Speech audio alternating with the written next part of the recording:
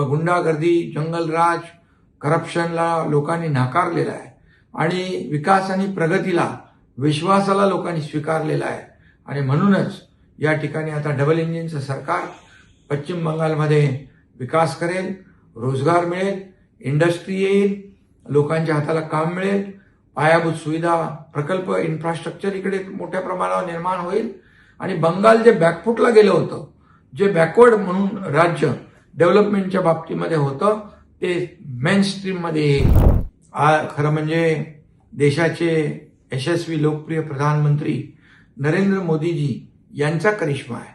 त्यांनी देशाला विकसित करण्याचा, देशाला आर्थिक महासत्ता बनवण्याचं जे स्वप्न पाहिलेलं आहे, त्याच्यावर लोकांनी भरोसा ठेवला आहे.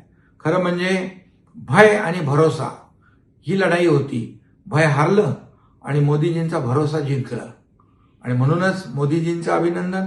त्याचबरोबर केंद्रीय गृहमंत्री अमित भाई यांचं मायक्रो मॅनेजमेंट या ठिकाणी कामाला आलेलं आहे. मायक्रो मॅनेजमेंट आणि गेल्या 8-10 वर्ष त्यांनी मेहनत केली आहे, त्यांनी रणनीती केली आहे आणि कार्यकर्त्यांनी देखील मनापासून काम केलं. म्हणूनच हा विजय, ऐतिहासिक विजय मिळाला. म्हणून पुन्हा एकदा अमित भाईंनी भारतीय जनता पक्षाचं चाणक्य म्हणून स्वतःला सिद्ध केलेलं आहे. चाणक्य नीती अमित भाईंची या ठिकाणी विजयी झालेली आहे आणि डबल इंजिनचं सरकार आता या ठिकाणी आलेलं आहे. या ठिकाणी जंगलराज, गुंडागर्दी, दहशतवाद, करप्शन लोकांना नको आहे.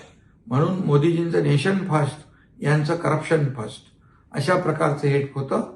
आणि म्हणून गुंडागर्दी, जंगलराज, करप्शनला लोकांनी नाकारलेलं आहे आणि विकास आणि प्रगतीला, विश्वासाला लोकांनी स्वीकारलेलं आहे. आणि म्हणूनच या ठिकाणी आता डबल इंजिनचं सरकार पश्चिम बंगालमध्ये विकास करेल, रोजगार मिळेल, इंडस्ट्री येईल, लोकांच्या हाताला काम मिळेल, पायाभूत सुविधा प्रकल्प, इन्फ्रास्ट्रक्चर इकडे मोठ्या प्रमाणावर निर्माण होईल. आणि बंगाल जे बॅकफुटला गेलं होतं, जे बॅकवर्ड म्हणून राज्य डेव्हलपमेंटच्या बाबतीमध्ये होतं, ते मेन स्ट्रीममध्ये येईल.